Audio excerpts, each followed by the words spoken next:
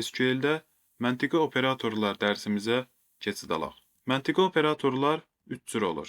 Bunlar and, or və notdur.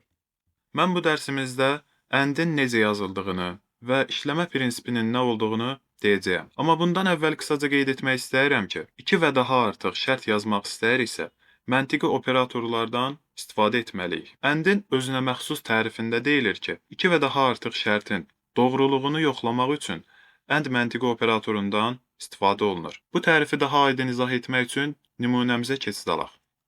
Employees cədvəlimizi çağıraq, ardından və ya employee ID-si bərabərdir 101 and salary bərabərdir 17.000.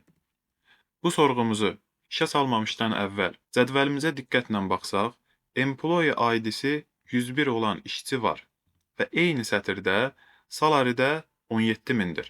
Demək ki, bizə bu sorğunun nəticəsində bu sətir geri gəlmiş olacaq. Sorğunu işlətməmişdən əvvəl bunu deməkdə məqsədim ondan ibarətdir ki, verilən hər iki şərt müəyyən sətir və ya sətirlər üçün ödənmiş oldu.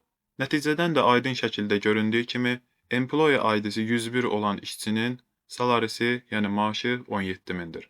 Burada and yazaraq istənilən sayda şərt yazmaq mümkündür. Amma mən həm sadəlik, həm başa düşülən olsun deyə iki şərtdən istifadə edirəm. Bəs yaxşı, verilən şərtlərdən hər hansı biri və ya hər ikisi cədvəlimiz üçün ödənmirsə, bu hala baxaq. Employee ID-si 99. Siz də employees cədvəlinə diqqətlə baxsaz, employee ID-si 99 olan işçinin olmadığını görə bilərsiniz. Ctrl-Enter.